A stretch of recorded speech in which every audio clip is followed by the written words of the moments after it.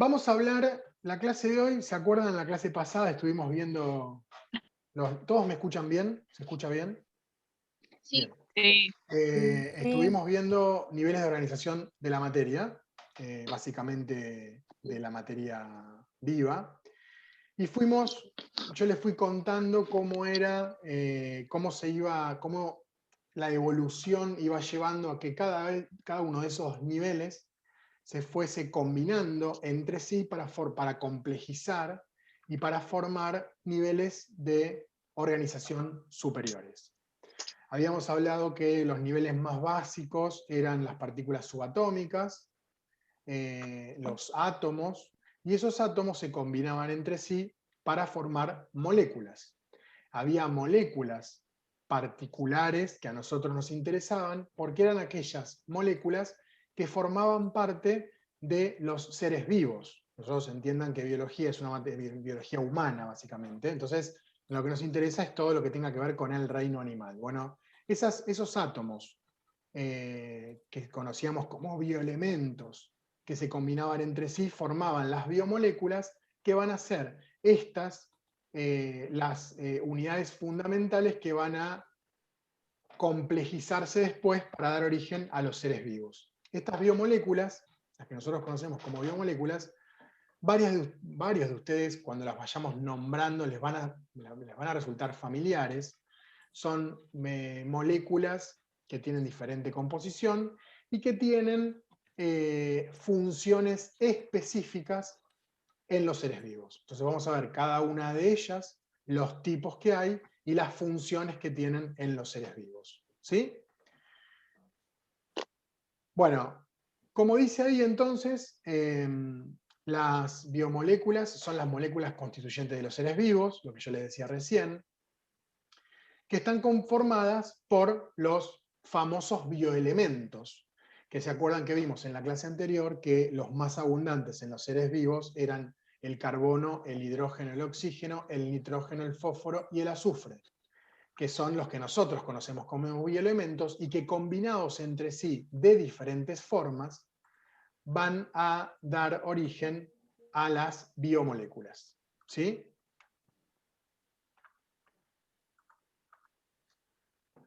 La primera de las biomoléculas que vamos a ver, nos remontamos a una de las preguntas de la evaluación diagnóstica. Yo les preguntaba qué era un hidrato de carbono. Muchos de ustedes me respondieron son azúcares, otros me respondieron que son las pastas. Digamos, tenemos varias acepciones a la palabra hidrato de carbono.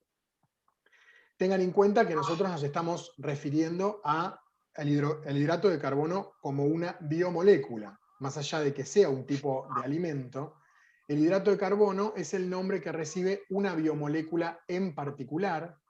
Son estas biomoléculas que están, como dice ahí, compuestas por carbono, hidrógeno y oxígeno, cuyas principales funciones en los seres vivos son la de prestar energía inmediata y además de conformar diferentes estructuras de soporte y sostén en los seres vivos.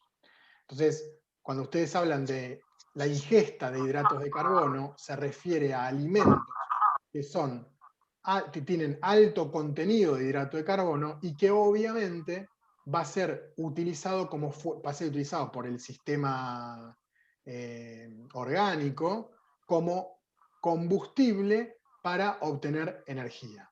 ¿Sí? Uno de los principales hidratos de carbono que ustedes seguramente conocen es la glucosa. Después vamos a hablar de la glucosa un poco más en profundidad. Y el glucógeno, que son las formas biológicas tanto de combustible, que la glucosa es combustible, y el glucógeno es almacenamiento de combustible en los seres vivos. La glucosa, para la gente de laboratorio, saben que la glucemia, la glucosa en sangre se mide, eso nos dice cuánto hidrato de carbono suelto hay dando vueltas por el torrente sanguíneo.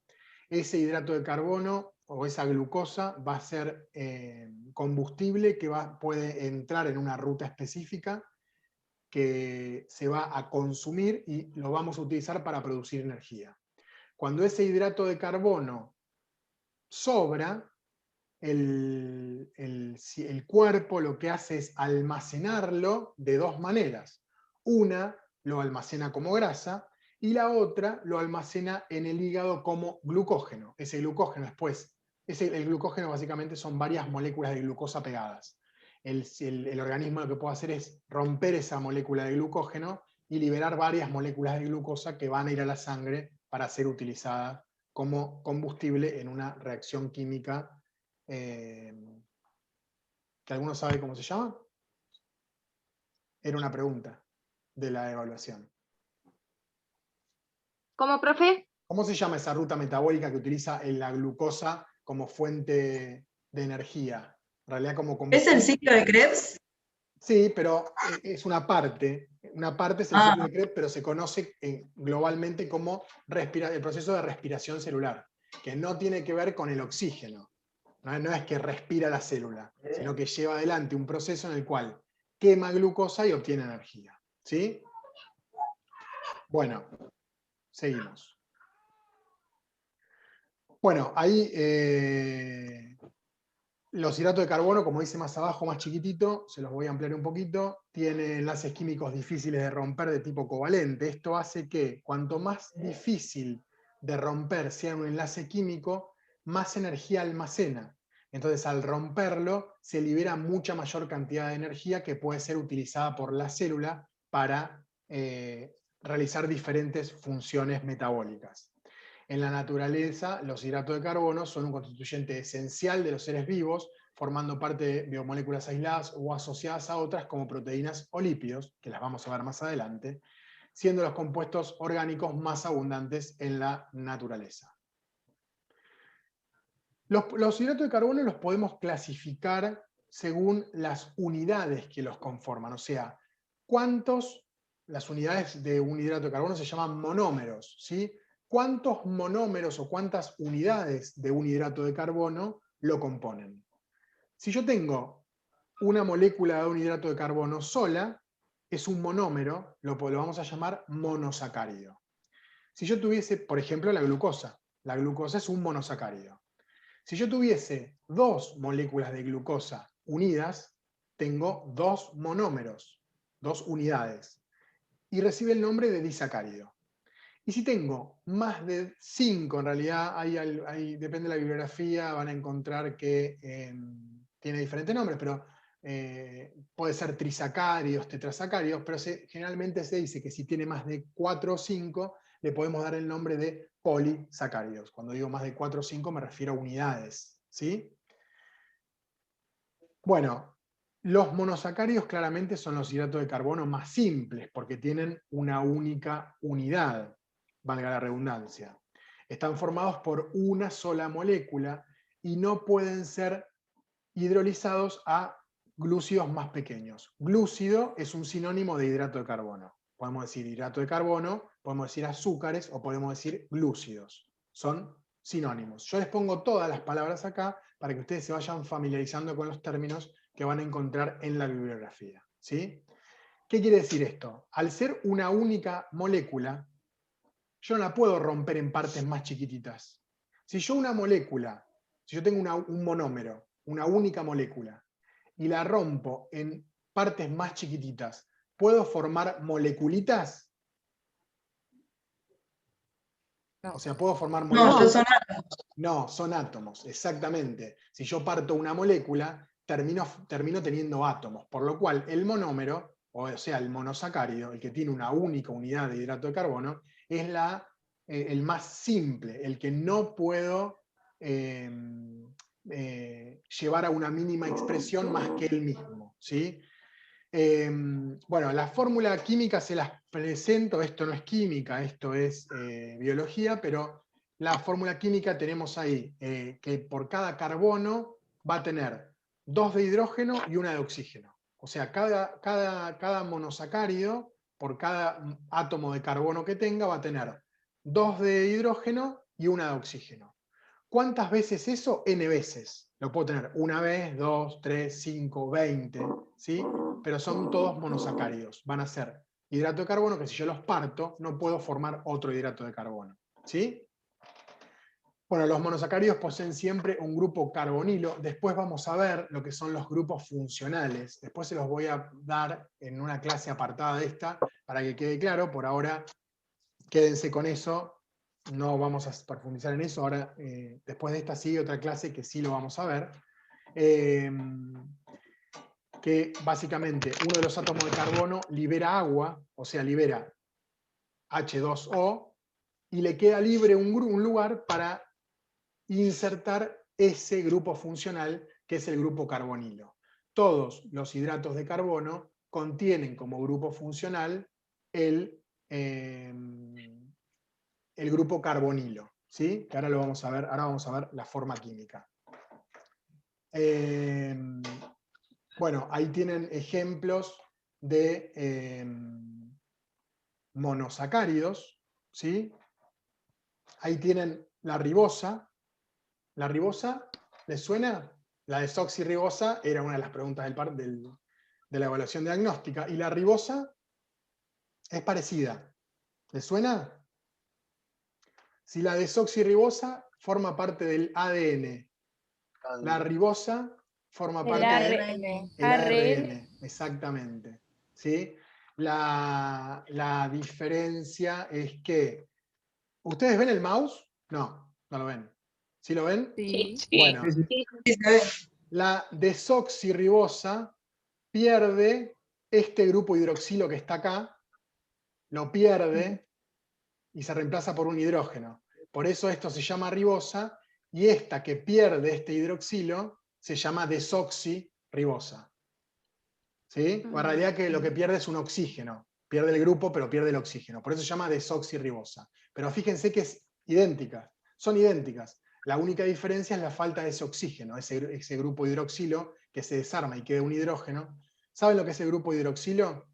El grupo hidroxilo es oxígeno e hidrógeno. Eso en química se llama hidroxilo. ¿Sí? Sí, que es negativo, digamos, la carga que tiene es negativa. Es Porque le negativa. faltaría un hidrógeno para hacer La agua. carga queda igual, ¿sí? Son uniones covalentes dativas. Bueno, ahí nos vamos un poco más a química, que no es la idea, pero la diferencia entre la ribosa y la desoxirribosa es esa, que pierde ese oxígeno. Y acá tienen al lado que puede haber monómeros, pero con cantidad de carbonos diferentes. Si tiene 3 carbonos es una triosa, si tiene 4 es una tetrosa, si tiene 5 una pentosa, si tiene 6 una hexosa, si tiene 7 una heptosa, si tiene 8 una octosa, y así sucesivamente. Reciben nombres en función de la cantidad de carbonos que la conforman. Ahí tienen al lado ejemplos de los hidratos de carbono más frecuentes o más conocidos. Son pentosas y hexosas, o sea, son hidratos de carbono que están compuestos por 5 carbonos y por 6 carbonos. Las pentosas conocidas, la ribosa y la desoxirribosa, fíjense al lado en el grafiquito que tienen 5 carbonos, ¿sí? Y las hexosas, o sea, hidrato de carbono con 6, la glucosa, la galactosa o la fructosa. La fructosa, ¿saben qué es la fructosa? ¿Les suena? La fructosa es el azúcar de la fruta. Es el hidrato de carbono que principalmente tiene las frutas. ¿Sí? Por eso engordan, porque tiene azúcar. No es glucosa, pero es fructosa. Bueno, les cuento, mientras tanto, que llegamos a los 63, así que la clase va a ser subida como corresponde. Bueno, seguimos. ¿Voy bien de velocidad? ¿Les sirve? 3 pastillas me tomé, así que es el número que va. Bueno, según el grupo funcional es un grupo que se le adosa al hidrato de carbono. Ese grupo funcional le da diferente función, por eso se llama grupo funcional. Hay 2 tipos de grupo funcional que pueden estar unidos a los monosacáridos: el aldehído o la acetona, ¿sí? Eso lo vamos a ver un ratito, vamos a hablar de grupos funcionales, simplemente se los presento acá. Los que tienen un aldehído son las aldosas, o sea, son los hidratos de carbono, que pueden tener 3, 4, 5, 10 carbonos, no importa, pero son monosacáridos, que tienen como grupo funcional la aldosa, que es ese que tienen ahí, CHO. Un ejemplo es la glucosa. ¿Sí? Fíjense que tienen 6 carbonos y el grupo funcional, a ver si yo tengo, no sé si no lo acerqué a eso, se los acerco ahora. ¿Ven el grupo funcional CHO? Está acá. Sí. Al Sí. final, siempre el grupo funcional va a estar en uno de los extremos. Puede que esté en el medio, pero generalmente está en uno de los extremos porque tiene que, por una cuestión de enlaces, el carbono tiene 4 patitas. ¿Ven que cada carbono está unido a 4 cosas? La característica del aldehído es que el oxígeno va a tener 2 patitas, entonces el carbono no puede estar acá, porque 2 patitas se queda suelto en el medio, entonces tiene que ir acá. Pero es un poco complejo, es más de química, por ahí los que hayan tenido química en el secundario lo van a entender, y los que no, no. Si yo esto lo paso al medio, deja de ser un aldehído y pasa a ser una acetona, que pierde el oxígeno, que es cuando está en el medio. ¿Sí? En este caso la fructosa. Fíjense que son monosacáridos de 1, 2, 3, 4, 5, 6. 1, 2, 3, 4, 5, 6. Son monosacáridos de 6 carbonos, o sea, son hexosas, que difieren en su grupo funcional. Esa diferenciación en cuanto al grupo funcional que contienen, obviamente le va a dar diferente función.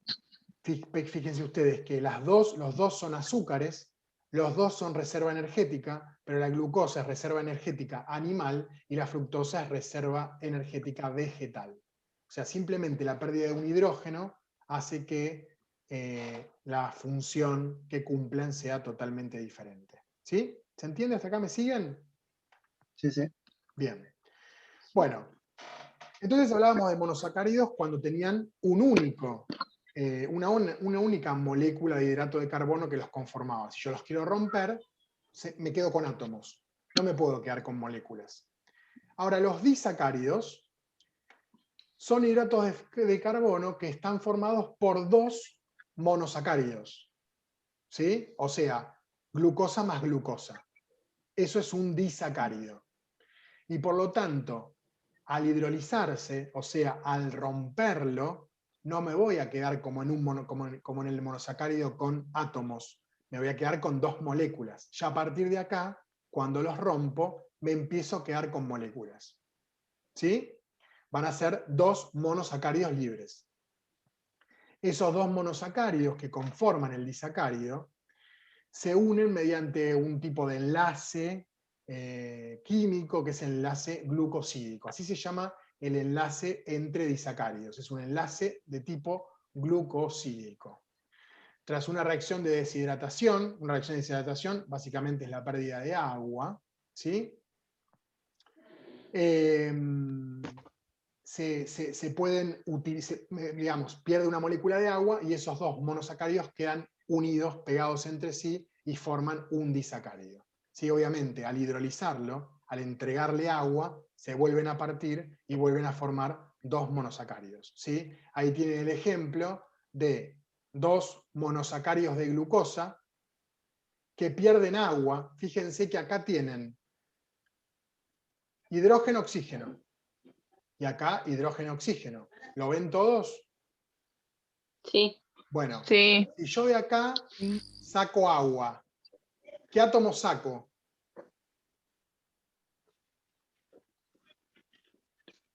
Dale, Manuela, ¿qué átomos saco? Los hidrógenos ¿Y qué más? Hidrógeno. y un oxígeno. 2 hidrógenos y un oxígeno. Entonces me quedo acá con un oxígeno. Ese es el enlace glucosídico. El enlace glucosídico consiste entonces en la pérdida de una molécula de agua para unir los 2 monosacáridos y formar un disacárido. En este caso, 1, 2 de glucosas que por deshidratación, por la pérdida de una molécula de agua, termina formando la maltosa, que es otro tipo de hidrato de carbono más complejo porque dejan de ser 2 monosacáridos y pasa a ser un disacárido. Ahí tienen enlace, cómo es el nombre de los enlaces, no me voy a detener con eso. ¿Lo entienden? Sí. ¿Sí? Sí. Bien. Mariano, ¿no? Estoy medio, pero igual lo estoy siguiendo. Pero volvemos, mirá. Lo Lo que estoy decía, siguiendo, Igual profe, pero estoy también. leyendo después, Sí, como para después me pongo a analizarlo. buscar después sobre lo que no, pero vos no, pero explicás. escuchá, no importa, vamos, no, porque la idea es que no se queden con dudas. La principal característica que tienen los disacáridos es que son dos monosacáridos. ¿Hasta ahí estamos? Sí. Bueno, esos dos Mm. monosacáridos, ¿cómo los pegás?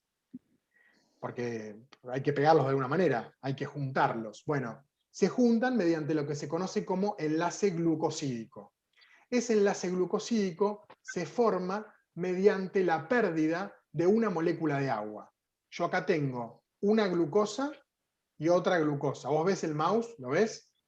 Sí, lo estoy viendo. Bueno, una glucosa y otra glucosa. Bueno, cuando yo las sumo, se van a unir por esta parte de acá. Para unirse por acá, ese enlace glucosídico implica que su formación necesita de la pérdida de una molécula de agua. El agua es H2O. Claro. ¿Sí? O sea, 2 de hidrógeno y 1 de oxígeno. Entonces de acá me llevo este hidrógeno y este oxígeno. Me llevo esto, así. Y me queda este oxígeno. Ese oxígeno suelto es el que se une a esta puntita y termina formando esta unión que recibe el nombre de enlace glucosídico. O sea, después de esto me queda el disacárido más agua, el agua que perdí acá. ¿Sí, Mariano? Ah, sí. ¿Seguro? Sí. ¿Alguien Ahora más sí, quedó profe, en el te Estoy aire? seguí. escuchando. ¿Cómo?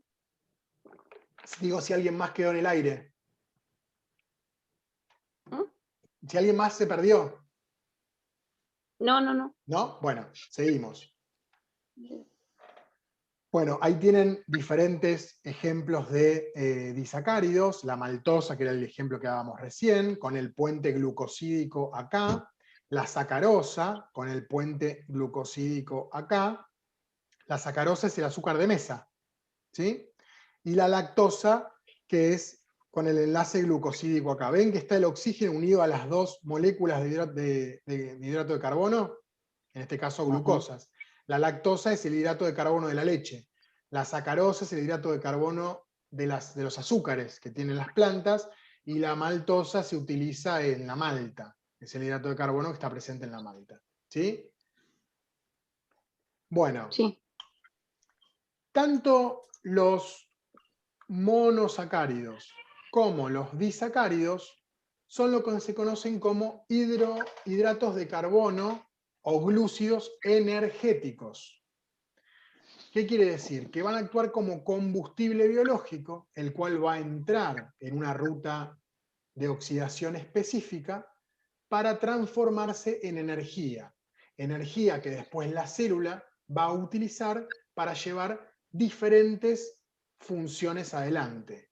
¿Sí? Células musculares, por ejemplo, que se van a contraer o se van a relajar, células que van a regular la temperatura corporal, la presión arterial, correcto funcionamiento de los diferentes sistemas del cuerpo, actividad eléctrica del sistema nervioso. Todo eso consume energía y esa energía se obtiene a partir de estos hidratos de carbono energéticos. Por eso ustedes habrán escuchado que los deportistas, antes de realizar deporte, comen un plato de pasta, por ejemplo. Bueno, esa pasta es rica en hidratos de carbono de tipo energéticos, principalmente glucosa. Entonces esos hidratos de carbono, por eso se dice que es energía lista para ser quemada y utilizada como fuente de energía. Si yo por el contrario me como un plato de pasta y me acuesto a dormir la siesta, el cuerpo dice, bueno, ¿qué hago con toda esta energía? Porque me están dando energía, pero que no, evidentemente no la voy a usar. Bueno, la transformo y la almaceno. ¿En qué? En otra biomolécula, que son los lípidos, las grasas. ¿Sí? Bien. Bueno, entonces los glúcidos, como dice ahí, aparte de tener la función de aportar energía inmediata a las células, también proporcionan energía de reserva a las células, ya sea en forma de glucógeno o en forma de lípidos. ¿Hasta acá vamos bien? Sí. Bien. Y después teníamos otro grupo, que era el de los polisacáridos, ¿sí? Que son cadenas de monosacáridos, más de 2, van a tener 3, 4, 5, 10, 45 monosacáridos, pueden estar ramificadas o no. Ven que ahí dice de más de 10 monosacáridos. Eso lo van a encontrar en la bibliografía, porque a veces los de 3 lo pueden encontrar como trisacáridos, los de 4 como tetra, los de 5 como penta. Pero bueno, yo para no complicarlos les digo que básicamente hay monosacáridos, disacáridos y polisacáridos. Quédense entonces que los polisacáridos son aquellos que van a tener más de 10 monómeros, o sea, más de 10 monosacáridos unidos entre sí. ¿Sí? Obviamente el enlace entre esos monómeros o entre esos monosacáridos sigue siendo el enlace glucosídico, el que mirábamos antes, donde se perdía agua y quedaba el oxígeno solo. Ese es el mismo tipo de enlace que van a tener todos los hidratos de carbono entre sí.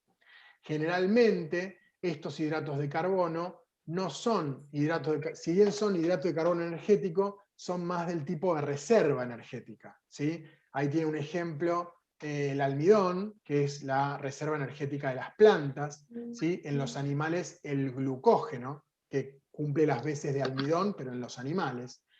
Y además tienen también función estructural. Son hidratos de carbono que además de servir como reserva de energía, recuerden que monosacáridos y disacáridos eran de energía inmediata. Los polisacáridos son de energía de reserva, y además de ser de energía de reserva, son estructurales.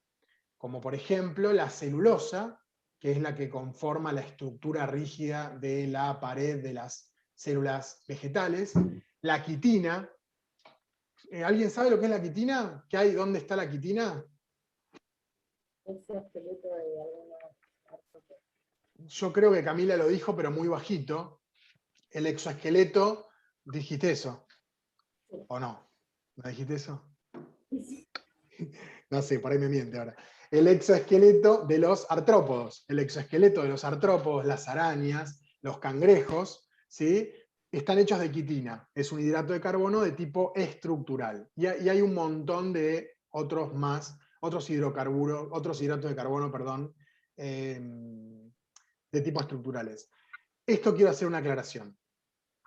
Una cosa es un hidrato de carbono y otra cosa es un hidrocarburo. Ya que metí el furcio, aprovecho a aclarárselos. Recuerden que vimos en la clase anterior que los hidrocarburos son compuestos que son es energía, pero que viene de la degradación de la materia orgánica. No se confundan nunca hidrato de carbono con hidrocarburo, porque son parecidos los nombres, pero nada que ver. ¿Sí? Sí. Bueno, acá cuando hablamos de monómero les puse un pequeño apartadito que mono significa uno y mero parte. O sea, monómero es como la parte indivisa de un hidrato de carbono. ¿Sí? Es la molécula más pequeña que nosotros podemos obtener cuando partimos un disacárido o un polisacárido. Recuerden que si partimos un monosacárido, ¿qué obtenemos? Átomos. Claro, Átomos. exactamente. No obtenemos moleculitas, sino que obtenemos átomos. ¿Sí? A este ritmo me quedo sin agua en 3 segundos. Bueno, seguimos. Bueno, ahora bien, los polisacáridos pueden estar formados por el mismo monosacárido repetido, que en ese caso se llama homopolisacárido, homo de igual, polisacárido de polisacárido. Y ahí tienen ejemplos: el almidón, que es de reserva energética en la célula vegetal, el glucógeno, que es de reserva energética de la célula animal, o la celulosa, que forma parte de la estructura de la pared de la célula vegetal. ¿Sí? Si ustedes ven, yo se los voy a acercar de forma manual. El de arriba, este que está acá, a ver, paren que no quiero que se pierdan. Esto que está acá es el almidón. Si ustedes se fijan, son todas iguales las partecitas. Por eso es un homopolisacárido. Este que está acá es el glucógeno. Son todas partecitas iguales, que pierden obviamente agua en los enlaces glucosídicos. ¿Sí? Y esta es la celulosa, que también son todas partecitas iguales. O sea, es el mismo monosacárido repetido muchas veces. Esos son los homopolisacáridos. Y los heteropolisacáridos son aquellos que van a estar formados por diferentes monosacáridos, ¿sí? O inclusive por otros compuestos. Ahí tienen los glucosaminoglicanos, le falta una O ahí, glucosaminoglicanos, que son diferentes compuestos, pero nada, quiero que se queden con este concepto de homopolisacárido, es el mismo monosacárido que se repite muchas veces, y el heteropolisacárido son diferentes monosacáridos que se repiten o monosacáridos con otras sustancias. ¿Sí? Ahí tienen glucosaminoglicanos sulfatados. O no. Los polisacáridos de entonces, estábamos acá, ¿sí? Vuelvo para atrás. No sé, no les prometo nada porque la verdad es que no sé si puedo ir mucho más despacio. Lo voy a intentar. Bueno, entonces, estábamos acá, ¿sí? Igual, profe, va a subir la clase, ¿no? Sí, como siempre. Sí, lo subo. Bueno, entonces teníamos los homopolisacáridos que estaban compuestos del mismo monosacárido muchas veces y los heteropolisacáridos que eran o diferentes monosacáridos unidos o monosacáridos con otras cosas. Entonces, en general, a los polisacáridos los podemos dividir en dos grupos. Los polisacáridos de almacenamiento, que son formas de almacenamiento de azúcar. Por ejemplo, el almidón, que les nombraba recién, que sirve de almacenamiento de energía en las plantas. El glucógeno, que también les nombraba recién, que sirve de almacenamiento en los animales, ¿sí? Obviamente, que ustedes saben que en los seres vivos o en los sistemas vivos en general la energía ni se crea ni se destruye, la energía se transforma. Entonces, para generar estos polisacáridos de almacenamiento de energía, yo gasto energía. No es que la energía se fabrica. Para que se forme un polisacárido, se gasta energía, que después se va a liberar cuando rompo ese polisacárido. Cuando lo necesito, lo rompo y obtengo la misma energía que utilicé para formarlo. No es que se genera energía de la nada. No existe eso. En los sistemas biológicos, la energía ni se crea ni se destruye, solo se transforma. Lo deben haber escuchado 45.000 millones de veces eso. Bueno, aplica justamente a esta parte. ¿Sí? Y los otros polisacáridos, como decíamos recién, son los estructurales, que son aquellos que no se van a utilizar como fuente de energía, sino que se van a utilizar como estructura. Como por ejemplo, decíamos hoy, la quitina, que se utiliza que los artrópodos se utilizan como exoesqueleto. Y como así hay un montón, ahí tienen ejemplos, la mureína o peptidoglicano, los lipopolisacáridos, la celulosa, los mucopolisacáridos, bueno, son todos polisacáridos que sirven para conformar la estructura de algún organismo o de alguna estructura intracelular también. Bueno, y esto es lo que hablábamos un poquito al principio, cuando nosotros, sobre todo esto, por ahí para la gente de laboratorio es un poco más interesante, hay obviamente a cada uno de los hidratos de carbono, hay patologías asociadas. En este caso, el índice glucémico habla de los carbohidratos que tiene una persona dando vueltas en sangre, básicamente glucosa, que es la que utilizamos nosotros como seres humanos como fuente, como combustible para obtener energía. Entonces podemos tener esas patologías, la hipoglucemia, que son valores de glucemia por debajo de lo normal, la hiperglucemia, diabetes, bueno, hay un montón de patologías asociadas a diferentes biomoléculas, en este caso a los hidratos de carbono. La segunda biomolécula que le quiero presentar son los lípidos. Ustedes los han escuchado nombrar muchas veces, a la mayoría nos preocupa, ya en esta época no, pero en septiembre, octubre nos empiezan a complicar o a preocupar. Básicamente, la característica que tienen los lípidos es que son biomoléculas de alto peso molecular. Quiere decir que son moléculas muy grandes, son biomoléculas muy grandes. Como dice ahí, la característica química es que son sustancias orgánicas insolubles en solventes polares, o sea, en agua, pero fácilmente solubles en solventes orgánicos como el cloroformo, el éter o el benceno. O sea, si ustedes agarran aceite y le tiran agua, no se mezclan, no se disuelve el aceite en el agua. Ahora, si ustedes a aceite le agregan cloroformo, éter o benceno, sí se va a disolver, ¿sí? Esa es la característica que tienen los lípidos, que son hidrofóbicos, o sea, no les gusta el agua. Y se los digo esto porque ahora van a ver una característica muy importante de los lípidos. Bueno, me refiero a dónde están presentes. Tienen diferentes funciones los lípidos, ¿sí? La mayoría se utilizan para aportar energía. Lo que pasa es que la diferencia que tienen con los hidratos de carbono es que no es energía de utilización inmediata, es energía de reserva. O sea, es energía, pero que voy a tener que hacerla pasar por determinado proceso para que esté disponible para ser utilizada. Por eso cuesta tanto bajar la grasa, porque es energía almacenada. Evolutivamente, esto se los cuento, en antropología se dice que el ser humano tiene tendencia a acumular grasa.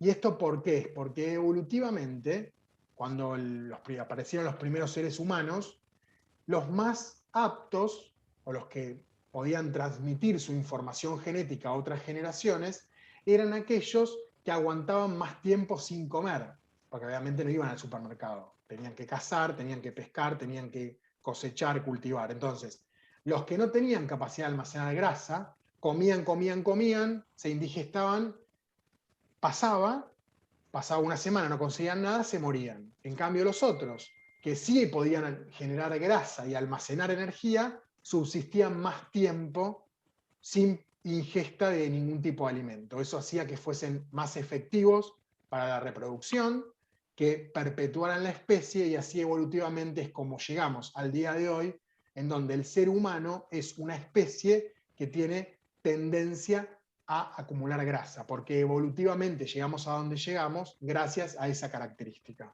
¿Sí? Esto se los digo como dato de color para que lo sepan. Y para que no se autoflagelen por decir, ¿por qué tengo esto? Porque somos así, básicamente. Bueno. Profe. Sí.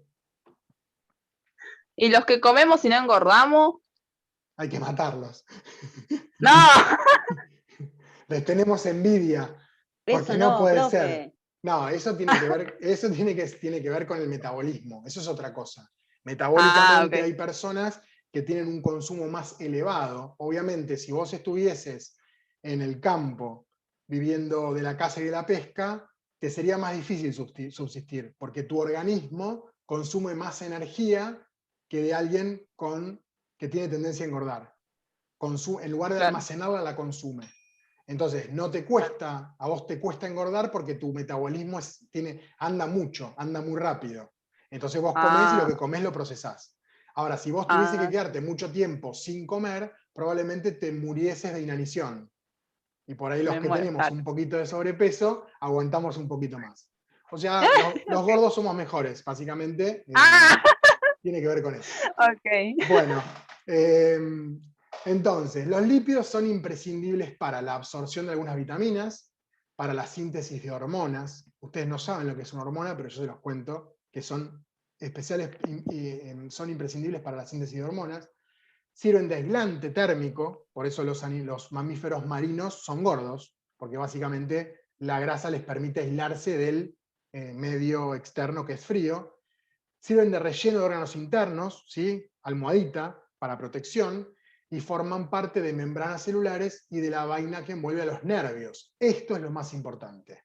Van a ver que los lípidos tienen función preponderante a nivel celular y a nivel del sistema nervioso central. Lo vamos a ver oportunamente cuando veamos cada una de esas cosas. ¿Sí? Bueno, entonces, punto 1. Son la principal reserva energética del organismo. Ahí tienen datos de física, de cuánto, físico-química en realidad, cuánto un gramo de grasa rinde en kilocalorías. Bueno, un gramo de grasa tiene mucha energía, ¿sí? Si bien la energía la almacenamos nosotros en forma de glucógeno en el hígado, esa es energía, recuerden, para ser utilizada inmediatamente. Cuando vamos a guardar energía por tiempo más largo, la guardamos en forma de lípido y por eso son la principal reserva energética del organismo. Tienen función estructural, forman, esto es importante que lo recuerden, forman parte fundamental de la célula en cuanto a la bicapa fosfolipídica de la célula. Lo vamos a ver la clase que viene cuando veamos biología celular, pero es importante que recuerden que los lípidos están ahí por una característica fundamental que tienen, que vamos a ver en esa clase. Recubren órganos y le dan consistencia, los protegen, ¿sí?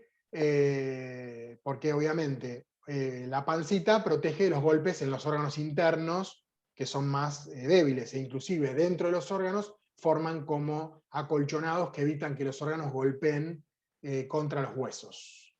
Claro. En el caso de los flacos, a mí nunca me va a pegar un órgano contra un hueso porque tengo, no sé dónde tengo los huesos, pero bueno, en algún lado están. Bueno, tienen función biocatalizadora, facilitan reacciones químicas que se producen en los seres vivos para obtener energía, ¿sí? Ejemplos de esto son las hormonas esteroideas y las prostaglandinas, lo vamos a ver más adelante. Y función transportadora, o sea, los lípidos se utilizan para transportar sustancias desde un lugar al otro en el sistema digestivo, ¿sí? Mediante la emulsión, gracias a los ácidos biliares y a los ácidos proteolíticos. ¿Sí? Sí. ¿Cómo podemos clasificar a los lípidos? Como los hidratos de carbono se clasificaban en monosacáridos, disacáridos y polisacáridos, los lípidos también tienen una clasificación, pero la clasificación de los lípidos es un poco más compleja porque se pueden clasificar según la estructura y a características químicas que tienen esa molécula, ¿sí? Entonces, en función de la estructura y las características químicas, los podemos dividir en todos estos grupos que tenemos acá, ¿sí? El primero son los ácidos carboxílicos, o lo que se conocen comúnmente como ácidos grasos. Se caracterizan por tener ese grupo funcional, el grupo carboxilo. Se llaman ácido, ¿cómo los nombramos? Lo nombramos como ácido oico. Por ejemplo, si se forma un ácido graso con el retinol, que es una sustancia particular, se va a llamar ese ácido graso, se va a llamar ácido retinoico. ¿Sí? Deben haber escuchado el nombre de ácido linoleico. En algunos alimentos está ese ácido, tiene que ver con lino, y es el ácido linoleico. Y así, todos los ácidos carboxílicos tienen esa denominación. Los ácidos carboxílicos se obtienen por la hidrólisis de grasas, ¿sí? Que tienen una estructura característica, pero no importa porque eso es química. Sí, lo importante es saber que tenemos uno de los tipos de lípidos, son los ácidos carboxílicos o ácidos grasos. Ahí tienen una subdivisión de los ácidos carboxílicos o ácidos grasos. Los podemos clasificar en saturados, que son aquellos que van a tener entre los carbonos enlaces simples. ¿Saben lo que es un enlace simple o un enlace doble? No. En química. No. Bueno, enlace simple, yo no tengo pizarrón acá, pero enlace simple es cuando el carbono tiene una patita con otro carbono. Todos esos ácidos grasos que tienen esa unión van a ser saturados, van a tener todos enlaces simples, o sea, una patita entre carbono y carbono. Los otros son los no saturados, que son los que van a tener en alguno de sus carbonos dos patitas. O sea, van a tener carbono, dos patitas, carbono. ¿Sí? En lugar de carbono, una patita carbono, van a tener carbono, dos patitas carbono. ¿Sí? Otro grupo de... ¿Cómo vamos? Las caras tienen... pero voy muy rápido. Es mucho. Profe. No les pregunto si es mucho. Yo ya sé que es un montón. Les pregunto si voy muy rápido. Dijeron que sí. No. ¿Voy muy rápido? No.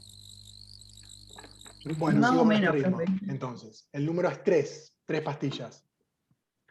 Bueno, otro tipo de lípidos son los triacilgliceroles, que son las grasas neutras o ésteres de glicerol, ¿sí?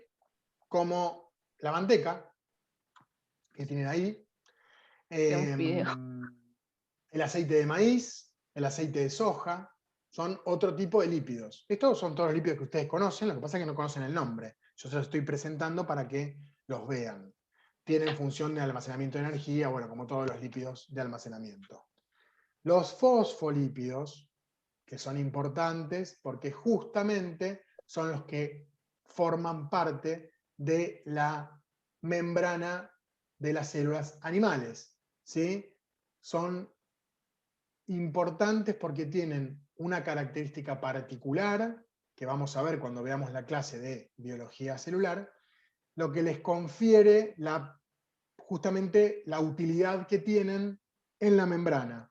Los fosfolípidos son sustancias anfipáticas, o sea, tienen permeabilidad selectiva y mantienen a la célula aislada del medio externo, conforman una separación entre el medio interno y el medio externo, pero además permiten el movimiento de solutos y solventes en el medio. Son bastante los fosfolípidos son bastante, dentro de los lípidos son los más inteligentes, por llamarlo de alguna manera. Ahí tiene un ejemplo de cómo es la membrana celular, pero lo vamos a ver cuando veamos biología celular. Y los glicolípidos tienen la característica de ser un lípido que está unido a un hidrato de carbono. Glico viene de glucosa, lípido de lípido, ¿sí? Ahí, como dice ahí, está compuesto por un lípido y un hidrato de carbono. Tienen diferentes funciones. Son importantes porque ahí tienen un tipo que es el glucoesfingolípido, la galactosilamida, que en realidad es un glucoesfingolípido que conforma parte de la estructura cerebral. Lo vamos a ver más adelante igual. Simplemente se lo estoy presentando para que vean que hay lípidos en todos lados. Las ceras, ¿sí? Principalmente ceras, pueden ser tanto de origen animal como de origen vegetal, pero también de origen mineral.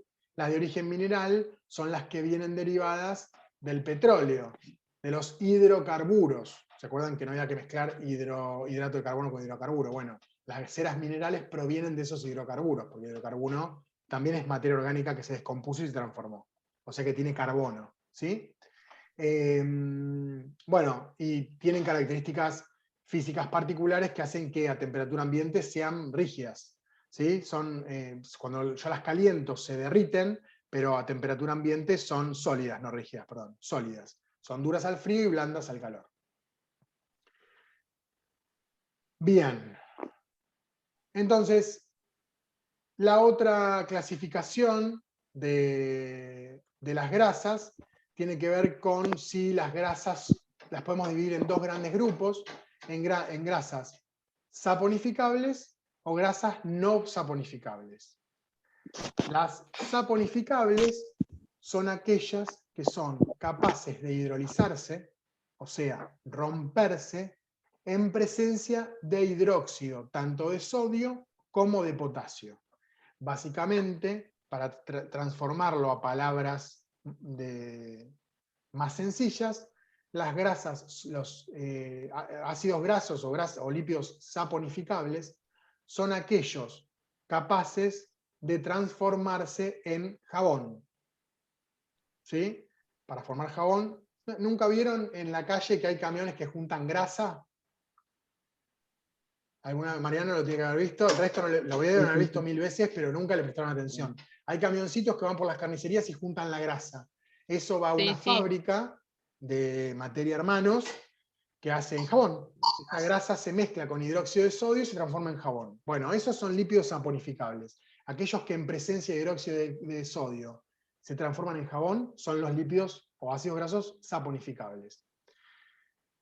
En el colegio, en Hicieron el química también práctico. tuve que hacer jabón, Claro. pero no me acordaba cómo era. Que en muchos secundarios, básicamente mezclas grasa con hidróxido de sodio, con temperatura, bueno, se le agregan algunos aditivos, pero básicamente esa es como diferenciar si un lípido es saponificable o no. mezclarlo con hidróxido de sodio y saber si se transforma en jabón. ¿Sí? Bueno, pueden ser simples o compuestos, no me voy a detener con esto porque es sencillo, y los no saponificables son aquellos que obviamente no presentan ácidos grasos y no se hidrolizan en presencia de hidróxido, tanto de sodio como de potasio. Y ahí tienen diferentes ejemplos. Bueno, enfermedades relacionadas con los lípidos, básicamente el colesterol, ¿sí? La hipercolesterolemia o la hipocolesterolemia, son los altos niveles de colesterol en sangre o en arterias, y son enfermedades asociadas a lípidos. También lo mismo para los de laboratorios. Bueno, entonces, las proteínas son moléculas muy complejas en cuya composición elemental se encuentran siempre presentes, como hasta ahora, carbono, hidrógeno y oxígeno, pero ahora lo que se suma es el nitrógeno.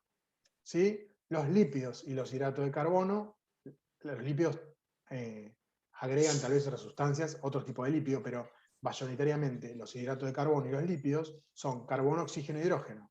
Las proteínas son carbono, oxígeno e hidrógeno, pero ahora incorporan el nitrógeno, que es otro de los bioelementos que hablamos al principio. La mayoría de las proteínas también incluyen azufre, que es el otro de los bioelementos que también nombramos, y en algunas puede haber otros tipos, como el fósforo, el hierro, el zinc, el molibdeno, y hay otras proteínas un poco más complejas, pero no las vamos a nombrar.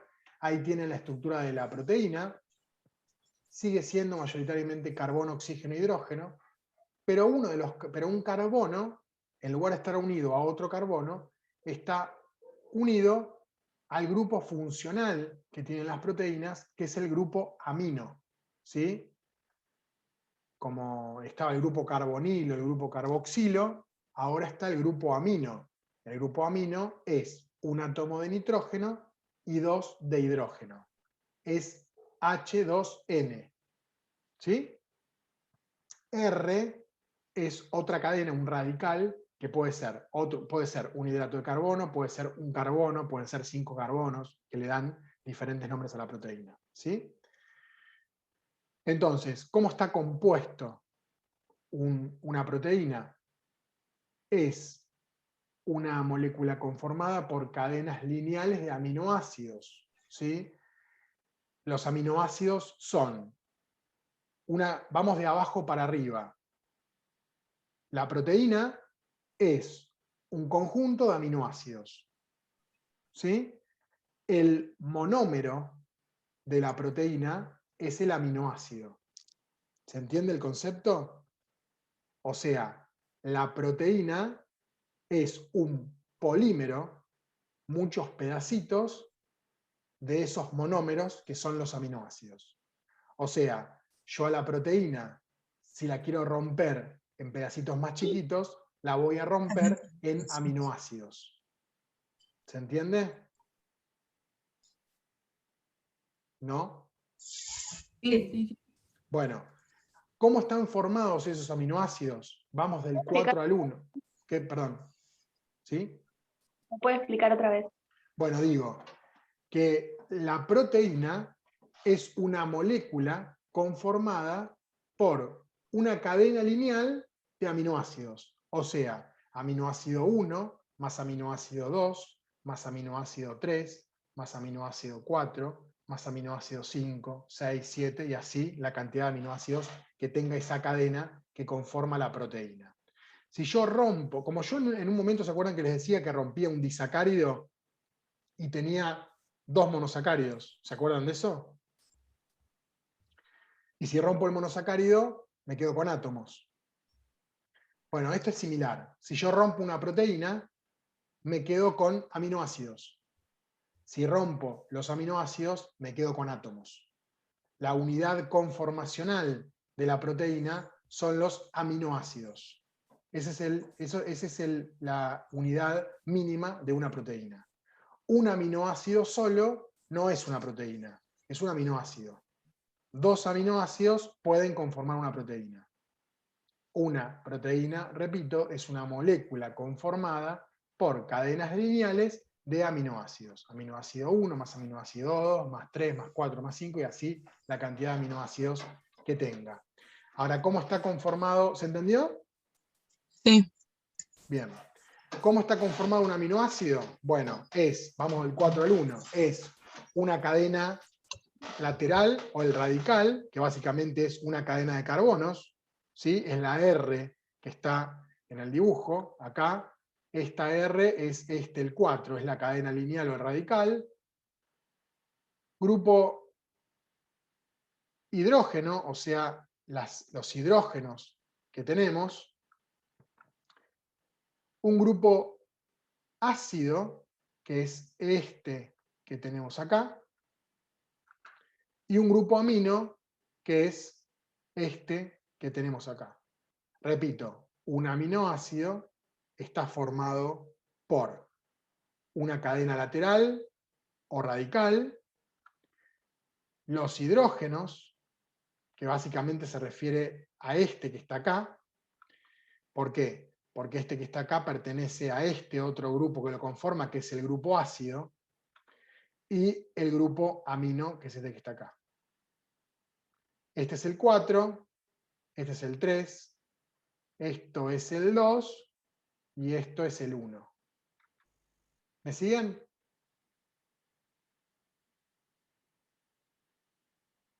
¿No? Sí, profe. ¿Sí? Sí, sí. ¿Seguro?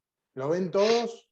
¿Cómo está conformado el aminoácido? Repito, cadena lateral o radical, más hidrógeno, más grupo ácido, más grupo amino. 4 componentes de un aminoácido. ¿Sí? Ahora bien, la proteína, ¿cómo se forma? Bueno, la proteína se forma con esta unión de aminoácidos. Los aminoácidos el cuerpo no los puede sintetizar, los obtiene de la ingesta de alimentos. Lo que va a hacer el cuerpo es combinar esos aminoácidos de diferente forma para formar diferentes proteínas. Supongamos que son 20 los aminoácidos más importantes, que se dividen en esenciales y no esenciales. Pero supongamos que no tienen nombre, que tienen número, y que son 4.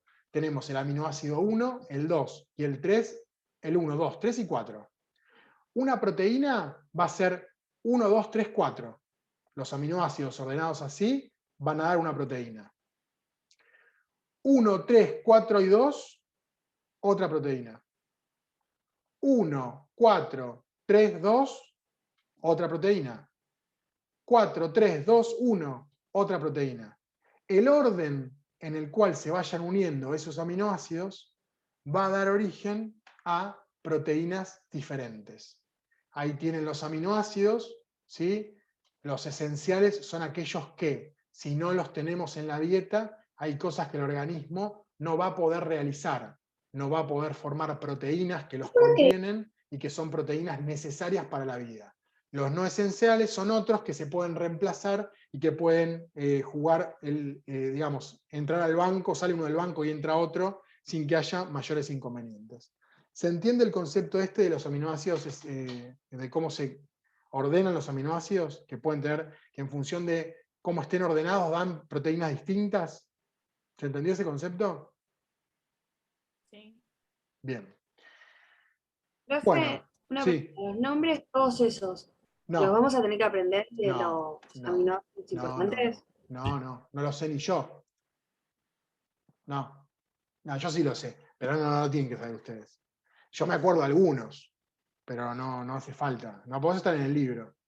Sí es importante que sepan que se pueden combinar de manera diferente y en función de cada una de las combinaciones que ustedes, por ejemplo, si yo les doy esos aminoácidos, ustedes podrían hacer cada uno de ustedes una cadena distinta, combinarlos de diferente manera. Eso haría que cada uno de ustedes pudiera conformar una proteína diferente. Después vamos a ver cómo se forman las proteínas más adelante. Bueno, tienen propiedades físicas las proteínas y las podemos dividir en proteínas simples según esas propiedades físicas. Esas proteínas simples van a ser de dos tipos, las fibrosas y las globulares. Las fibrosas presentan cadenas de acá aparece otra palabra que son la de polipéptidos.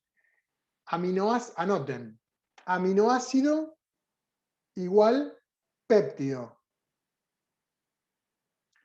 Proteína igual polipéptido. O sea, cada unidad conformacional de una proteína es el aminoácido, que se puede llamar péptido. Una proteína es la unión de aminoácidos, o sea, es la unión de péptidos. Entonces la proteína es un polipéptido. ¿Se entiende el concepto? Bien. Bueno, las proteínas fibrosas entonces, Profe, no entendí muy bien eso. vuelvo a repetir. Les dije que escriban aminoácido igual péptido. Proteína igual polipéptido. La unión de muchos aminoácidos forma una proteína. ¿Sí? No sé quién me preguntó, pero ¿me está siguiendo? Sí. Bueno, la unión de muchos aminoácidos forma una proteína, que es igual a decir que la unión de muchos péptidos forma un polipéptido. O sea, polipéptido es sinónimo de proteína y péptido es sinónimo de aminoácido. Es la unión conformacional de una proteína, el péptido. Ahí estoy mezclando, estoy cruzando los términos. Digo, muchos péptidos forman una proteína, o muchos aminoácidos forman un polipéptido. ¿Se entiende el gráfico que les estoy haciendo dibujar con flechas? Bien. Como que puede ir en cualquier sentido y utilizar los diferentes conceptos que son sinónimos. Bueno, yo les los doy porque en la bibliografía puede aparecer con los diferentes nombres, entonces yo se los tengo que dar a todos. Lo importante es que a ustedes les quede claro cuál es cada uno. Entonces las proteínas fibrosas son proteínas simples, que son insolubles en agua, y en soluciones que tengan agua, soluciones acuosas. Ahí tienen ejemplos: la queratina, el colágeno, la fibrina. La queratina, el colágeno tenemos en la cara, en la piel, la queratina en el pelo. Otro tipo de proteínas simples son las globulares, que se caracterizan por que las cadenas, en lugar de ser cadenas largas, son cadenas de forma esférica, por eso son globulares, son redonditas, ¿sí? No importa después la característica química de que deja un grupo afuera, un grupo adentro, no importa. Proteínas globulares son las enzimas, los anticuerpos, ahora que está el COVID de moda y que la mayoría de ustedes puso cuál era el avance en la biología de la vacuna del COVID, bueno, los anticuerpos tan nombrados son proteínas de tipo globular, las hormonas, algunas proteínas de transporte. A ver, alguien con... Esto estoy siendo muy ambicioso. ¿Alguien sabe el nombre de alguna proteína? Mejor dicho, se la voy a hacer más fácil. Hay una proteína de transporte que está presente en los glóbulos rojos y cuya función principal es la de transportar el oxígeno. ¿Alguien sabe el nombre? Y la hemoglobina. Hemoglobina, correcto. Esa es una proteína de transporte. Es una proteína simple globular. Ahí tiene un ejemplo.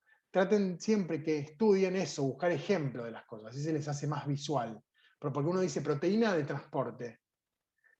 Es una proteína que se usa para llevar algo. Bueno, la hemoglobina es un ejemplo, ¿sí? De esa proteína, de ese tipo de proteínas. Y hay proteínas conjugadas, que ahí tienen ejemplos. Las conjugadas, ¿qué quiere decir? Que es una proteína con otra sustancia pegada. Las lipoproteínas son proteínas que tienen un lípido. Las glucoproteínas son proteínas que tienen un hidrato de carbono. Las cromoproteínas son proteínas que tienen algún grupo metálico, ¿sí? Por ejemplo, la hemoglobina, ¿saben qué metal tiene? ¿Alguien sabe? ¿Nadie sabe? Nunca se dieron, no, por ahí se dieron cuenta. ¿Nunca se dieron cuenta que la sangre tiene olor como a óxido? Azufre. Hierro, ¿no es? Hierro, correcto. No, azufre no, pero tiene, si ustedes presten atención, les pido ahora que todos ustedes agarren un cúter y se corten un dedo y sientan el olor, van a ver que, y también busquen un clavo oxidado, las dos cosas tienen que hacer. y van a ver que el olor es similar. Es similar porque el óxido lo que hace es degradar el hierro, larga olor a óxido, es olor a hierro. Y la sangre tiene un olor parecido. Eso es porque la sangre contiene hierro, es una cromoproteína. Y nucleoproteínas que son proteínas con diferentes sustancias, como las histonas que vamos a ver más adelante también. Bueno, las propiedades químicas que tienen las proteínas son solubles en agua, ¿no? Como los lípidos que eran insolubles en agua, las proteínas son solubles en agua, ¿sí?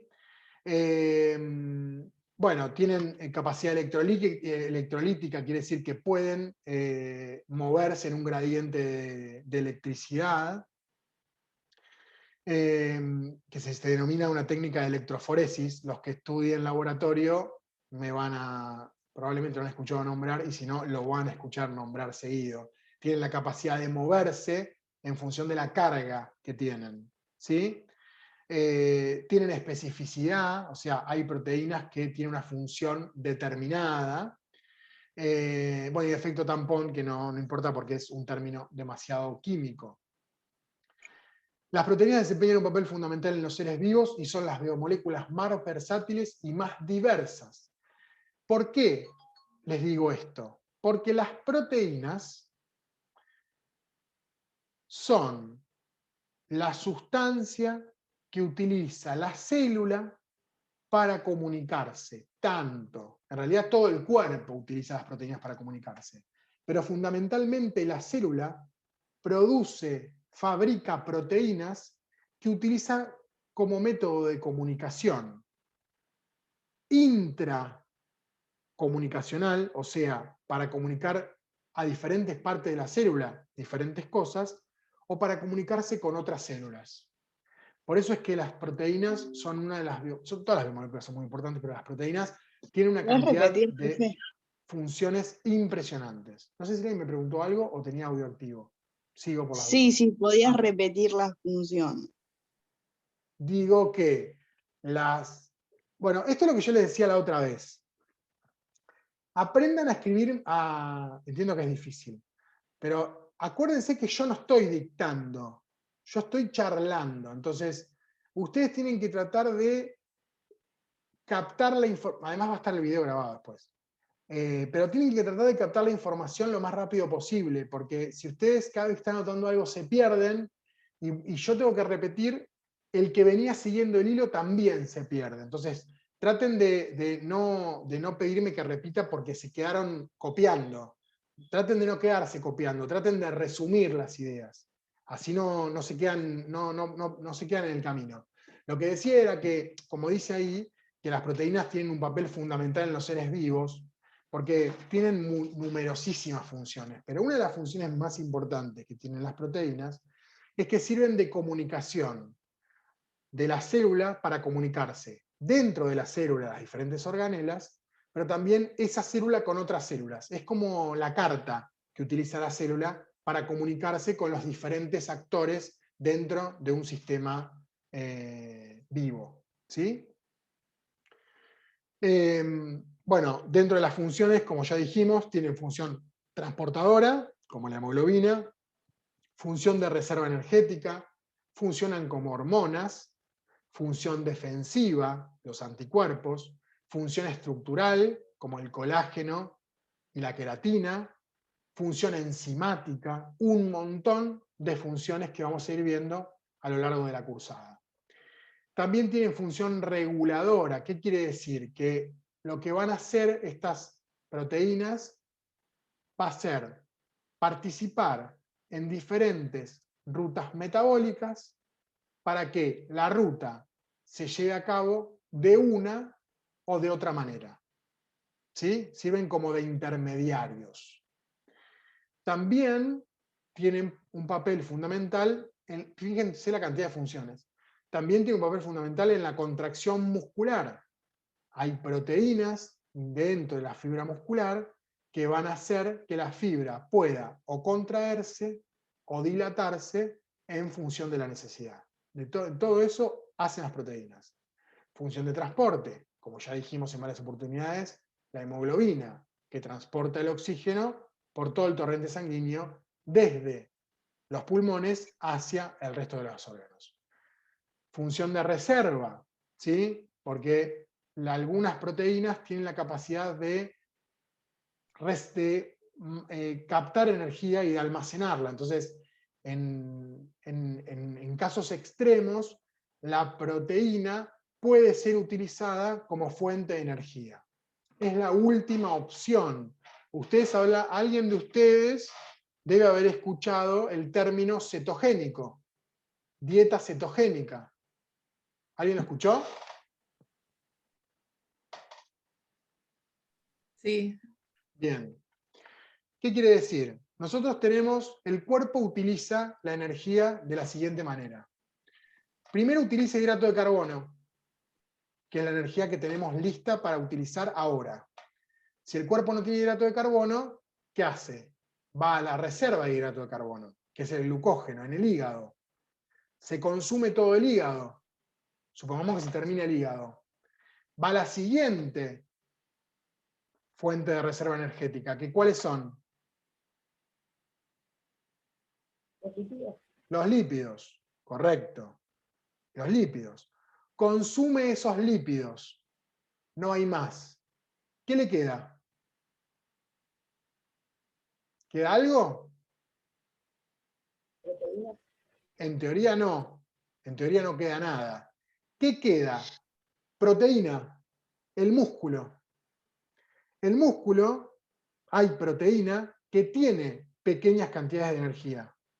Entonces el cuerpo, frente a la ausencia de energía, empieza a entrar en una ruta que se llama cetoacidosis, que lo que hace es empezar a degradar el músculo para obtener energía. Son 4 kilocalorías por gramo, es muy poquito lo que tiene, pero frente a la ausencia de reserva energética, no le queda otra que empezar a consumir músculo. Por eso esas imágenes que ustedes deben haber visto, de los nenes de África que están desnutridos, que parece que tienen panza. La panza es porque tienen parásitos y tienen gas adentro, está inflada la panza, pero además son como todos chiquititos, se les ve la cabeza como gigante. Eso es porque todos los músculos de la cara, de los brazos, del cuerpo, en general de las piernas, están consumidos. Porque el cuerpo, al no tener de dónde sacar energía, lo que hace es va y rompe el músculo. Entonces obtiene esos 4 kilocalorías, que es re poquito, 4 kilocalorías por gramo de músculo, al no tener otra cosa, lo rompe y también obtiene energía. Entonces tiene función de reserva, pero obviamente no es la que debería estar disponible, sino que deberíamos tener todas las otras primero. ¿Se entiende? Nadie me dice nada, yo supongo que sí, o se durmieron, o no sé. Bueno, yo sigo.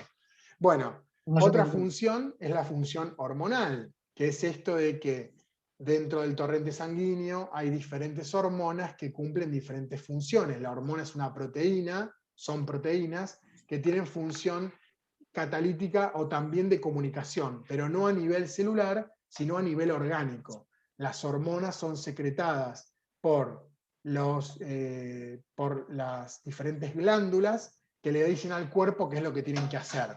Básicamente, hay hormonas que le dicen al corazón que tiene que latir, hay hormonas que le dicen al intestino que tiene que absorber, hay hormonas que le dicen al estómago que tiene que digerir, y así las hormonas comunican, mandan información a las diferentes partes del cuerpo. Función defensiva, los anticuerpos, que ya lo hemos nombrado bastante. Función estructural, para lo que son diferentes estructuras, tanto a nivel celular como a nivel orgánico, y función enzimática, que es esto de participar en diferentes rutas metabólicas como biocatalizadores, o sea, como sustancias que inician una reacción química. Un biocatalizador es como un encendedor, algo que hace que una reacción química arranque. Bueno, las proteínas tienen también esa función. Esa función enzimática es quizás una de las más importantes que tienen las proteínas, junto con esto de la comunicación. Profe, no entendí esta última parte.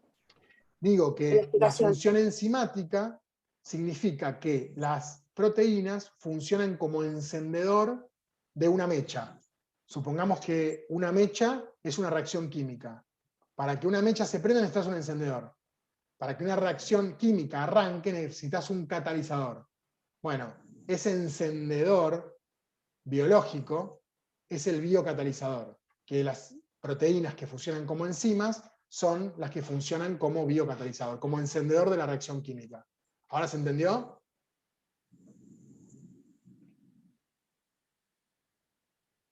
Sí. Okay. Sí. Bueno. Entonces, ¿qué importancia biológica tiene esa función enzimática que tienen las proteínas? Como dice ahí, cada una de las reacciones químicas que se producen en el interior de la célula son catalizadas, o sea, iniciadas y reguladas por enzimas. ¿Sí? Por eso las enzimas pueden acelerar o detener y regular los procesos metabólicos que ocurren dentro de la célula y dentro del cuerpo. ¿Cómo actúan las enzimas? Las enzimas actúan como una especie de puente que pone en contacto a él o a los reactantes y facilitan la formación de productos. O sea, como un encendedor y una mecha, básicamente. Así funcionan las enzimas. Bueno, hay coenzimas y cofactores que son, a veces la enzima sola no funciona, sino que se le agrega otra proteína más chiquitita. Es como que decir, bueno, la enzima es el encendedor, pero al encendedor le falta la piedrita. Es otra enzima la piedrita. O sea, tengo el encendedor y tengo la piedrita. Enzima y cofactor. Los tengo que tener juntos para que funcionen. Si tengo la enzima sola, no funciona, y si tengo el cofactor solo, no funciona. Necesito enzima y cofactor juntos para que el encendedor funcione. ¿Se entendió el concepto de cofactor? Bien. Bueno, en cuanto a la estructura, nosotros podemos decir que la proteína tiene diferentes estructuras. Podemos decir que tiene estructura primaria, estructura secundaria, estructura terciaria y estructura cuaternaria. Termino con proteínas, cortamos y volvemos a entrar porque se nos va a cortar. ¿Sí? ¿Qué hora es? Madre de Dios. Bueno. Entonces, la estructura primaria es la cadena de aminoácidos. Recuerden ustedes que yo les había dicho que una proteína está conformada por la unión de varios aminoácidos. Bueno, la estructura primaria es la secuencia de aminoácidos. ¿Se entiende esa parte? Bien. La estructura secundaria es cómo se acomodan esos aminoácidos entre sí. La forma que toman esos aminoácidos. Gracias a la conformación de enlaces químicos entre sí. Cómo se acomoda esa línea de aminoácidos. La terciaria es tridimensionalmente esa cadena, cómo se arregla los átomos con otros. O sea, es de más arriba, es como ir desde lo más chiquito a lo más grande. Y la estructura cuaternaria es cómo las proteínas se terminan de formar se terminan de conformar para cumplir una función determinada. Cómo se unen los cofactores, cómo se producen enlaces más débiles. ¿Sí? Es como que la estructura terciaria se reacomoda en una nueva estructura que es la estructura cuaternaria. ¿Sí? ¿Qué es lo importante de la estructura primaria, secundaria, terciaria y cuaternaria? Que las proteínas tienen la capacidad de sufrir lo que se conoce como desnaturalización. ¿Qué quiere decir esto? Que por medio de la acción de algún agente desnaturalizante, ahora cuando les dé un ejemplo me lo van a entender, la proteína puede perder la estructura terciaria y cuaternaria. En realidad se llama desnaturalización a la pérdida de la estructura terciaria, que es esta estructura, ¿sí? La de la distribución tridimensional de los átomos que la constituyen. Por un efecto de un agente desnaturalizante se pierde esta. Si se pierde esta, claramente esta también se pierde, porque es el rearreglo de la terciaria, la cuaternaria. ¿Me siguen hasta acá? Bien. Ahora, ¿cuál es un agente? Profe, entonces la cuaternaria es lo que termina de formar. La cuaternaria es el arreglo final que toma la proteína después de organizar la estructura terciaria. se acomodan los átomos entre sí, se termina de conformar y después ahí termina la terciaria. Se reacomodan para cumplir función, suponete transportadora. Bueno, esa es la estructura cuaternaria. Es la estructura final. Se llama desnaturalización a la pérdida de esta estructura, de la terciaria. Pero claramente, si yo pierdo la estructura terciaria, también perdí la cuaternaria, porque una depende de la otra. ¿Sí? Ahora, para que ocurra la desnaturalización, necesito agentes desnaturalizantes, que son agentes que por su acción van a hacer que se pierda la estructura terciaria y cuaternaria de la proteína. Un ejemplo, bien clarito, el primero, el que se da siempre, es la clara del huevo. La clara del huevo es proteína, que tiene un arreglo tal que es que sea líquida y transparente. Por efecto del calor, pierde la estructura terciaria y cuaternaria y se transforma en sólida y en blanca. Eso es porque se desnaturaliza la proteína. Pierde la estructura terciaria y cuaternaria y se transforma. ¿Se entiende ese concepto? Sí. Bien. Un ejemplo más clarito es el pelo enrulado de las chicas. La estructura cuaternaria y terciaria sería ese rulo cerrado, ese rulo que es que para algunas mujeres es como inllevable, que necesitan planchárselo. Bueno, cuando yo plancho el pelo, por efecto del calor, lo que estoy haciendo es a la fibra capilar, el pelo es proteína, lo que estoy haciendo es rompiéndole la estructura terciaria y cuaternaria y se pierde el rulo, queda liso. Es ese dibujito que tienen ahí. Un rulito que por efecto del calor queda liso. Eso es desnaturalización de proteína. La desnaturalización en algunos casos es reversible, como es la del pelo, y en algunos casos es irreversible, como es la de la clara del huevo. La clara del huevo yo no la puedo volver líquida y transparente, porque ya está, perdió la estructura por efecto de la temperatura elevada. El pelo sí puede volver. Puede volver depende de lo que use para desnaturalizar.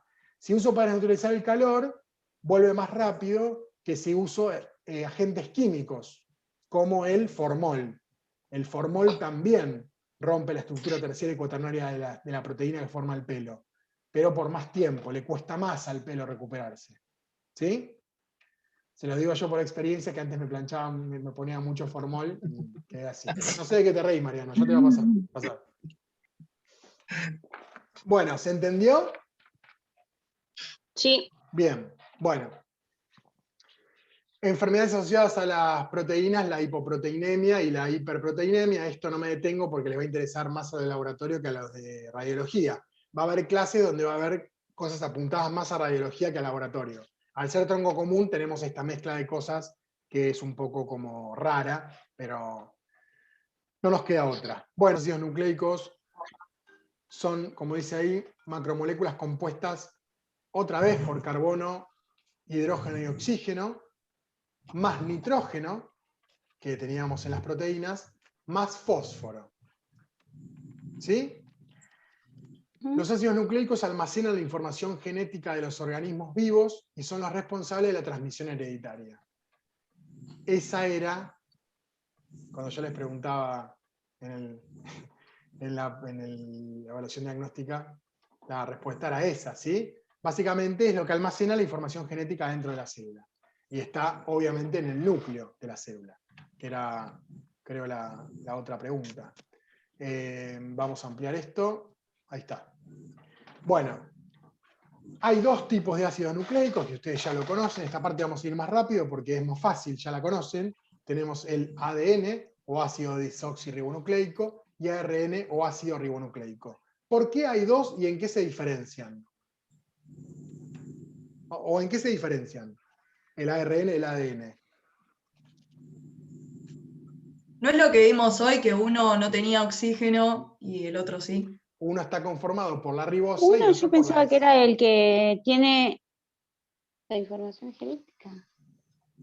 Los dos tienen información genética, el ADN y el ARN. Los ácidos nucleicos en general tienen información. Pero el ARN no es el que transmite la información. Correcto. ¿Y el ADN es el que la tiene la información? Sí, pero sin ARN no hay ADN. El que copia la información. Claro, pero sin ADN no hay ARN, porque el ADN quedaría en el núcleo cautivo y no podría transmitir la información sin ARN. Entonces sí, uno almacena la información y el otro la transmite. Sí, pero está bien, eso es en cuanto a función. Pero yo preguntaba en cuanto a por qué hay uno que se llama ADN y el otro ARN, como dijo hoy creo que Manuela. Manuela, ¿fuiste vos? Sí. Sí, Manuela. Que uno es porque tiene la ribosa como azúcar que lo compone, ahora vamos a ver la composición, y el otro la desoxirribosa, que es la ribosa que pierde un oxígeno. Ahí tienen las dos cadenas. Otra de las diferencias es que el DNA o ADN es de cadena doble, es doble hélice, mientras que el RNA es de cadena sencilla. ¿Sí? Pero ahora lo vamos a ver. Bueno, entonces el ADN es el ácido nucleico formado por nucleótidos en los que el azúcar es la desoxirribosa. Lo mismo, volvemos a estos términos. El ADN es una cadena de unidades más pequeñas que son los nucleótidos. O sea, el monómero del ADN o de los ácidos nucleicos en general, el monómero es el nucleótido, entonces el ADN o el ARN serían un polinucleótido. ¿Sí? Que en el caso del ADN, en esos nucleótidos están compuestos por azúcar, que es la desoxirribosa. Por eso es ADN. Además del azúcar, otro de los componentes es una base nitrogenada, que puede ser la adenina, la timina, la citosina y la guanina. Se presenta como una doble hélice, contiene, esto es lo que decía alguien por ahí, que contiene las instrucciones genéticas usadas en el desarrollo y funcionamiento de todos los organismos vivos conocidos. Su papel principal es el almacenamiento a largo plazo de la información genética. La almacena pero no la transmite, ¿sí? Solo la almacena. Los segmentos de ADN que llevan esta información genética son llamados genes. Ustedes saben, si no saben les cuento, que en el ADN hay partes del ADN que codifican información, o sea, tienen información, y partes del ADN que no tienen información. En realidad no se sabe aún qué es lo que tienen. Pero cerca del 90% del ADN no contiene información aparente. No se sabe todavía qué función. Aparentemente, una de las teorías es que son esas cosas que uno dice, bueno, ustedes no están muy lejos de eso, pero cosas que heredan los hijos de los padres que no tienen que ver con lo físico, que tienen que ver con las características o con otras cosas que no tienen que ver con lo físico, podría llegar a Como ser las información actitudes. que está almacenada en esa parte del ADN. Perdón, alguien dijo algo y la pisé. Como las actitudes Por y esas ejemplo, cosas, como claro, los gestos. sí, o formas de reaccionar, que vos decís, a mí me pasa con mi hijo más chico, que es muy parecido a mí físicamente, pero además tiene reacciones muy parecidas. Reacciones que yo no le enseñé. Y las tiene. Entonces, bueno, hay teorías que dicen que esa parte del ADN sí codifica información y que tiene que ver con cosas que se expresan más de adulto, más de grande, y no tanto en la parte física desde que nacemos. Bueno, y no mucho más que eso. Si cuento una historia en cada una, vamos a tardar 6 años. Bueno, el ADN, igual que las proteínas, también tiene estructura primaria y secundaria. ¿Sí? La primaria es la cadena de los nucleótidos, o sea, como la primaria de la proteína era la cadena de aminoácidos, la primaria del ADN es la cadena de nucleótidos que tiene. La secundaria es como es esa doble hélice, es esa estructura doble que tiene el ADN, que según la orientación puede ser A, B, C o Z, según si gira para un lado, si es dextrogira o levogira, bueno, diferentes características que no los quiero marear. Ahí está el ADN-A, que tiene esas características, el ADN-B, que tiene esas otras características, se los dejo porque después lo pueden leer, y el ADN-Z, que tiene esas otras características. ¿Sí? Por otro lado tenemos el ARN. Al igual que el ADN está formado por un azúcar, bases nitrogenadas y grupo fosfato. En este caso el azúcar es la ribosa, es la misma que la anterior, pero sin la pérdida del oxígeno. Las bases nitrogenadas compartidas son la adenina, la citosina y la guanina. La diferencia es el uracilo. El ADN tiene timina en lugar de uracilo. En el ARN la timina se reemplaza por uracilo. Tiene cadena simple, a diferencia del ADN que tiene cadena doble, y no guarda información genética, sino que actúa como intermediario y como complemento de las instrucciones genéticas codificadas en el ADN, o sea, sirve para transmitir la información. Y está presente tanto en células procariotas como en células eucariotas, ¿sí? Mientras que el ADN está solo en las células eucariotas. ¿Sí? Verdadero, cario, núcleo. Las células eucariotas que tienen núcleo tienen ADN, mientras que las procariotas no tienen ADN. En realidad tienen ADN, pero está desorganizado. Hay diferentes tipos de ARN, esto les va a sonar, igual esto lo vamos a ver más adelante, ¿sí? El ARN mensajero, que es el que lleva la información desde el núcleo hasta los ribosomas, donde se va a llevar adelante la síntesis de proteínas. El ARN mensajero sirve como nexo entre la información que está almacenada en el núcleo y las proteínas que forma la célula en función de esa información. Ese ARN mensajero va a ir a parar dentro del ribosoma y se va a poner en contacto con el ARN ribosómico, que junto con el ARN de transferencia van a formar una proteína. ¿Vieron ustedes síntesis de proteínas en el secundario? No.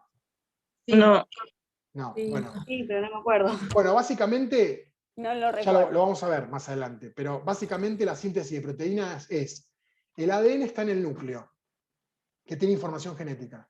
Esa información genética se expresa como proteínas. Ahora, ¿cómo hace el núcleo para formar proteínas? No puede. Entonces, ¿qué hace? Fabrica RNA mensajero, que sale del núcleo. El ARN mensajero sale del núcleo y va hasta otro lugar que es el ribosoma, donde hay ARN ribosómico. Ese ARN mensajero se mete en el ribosoma, donde está el ARN ribosómico.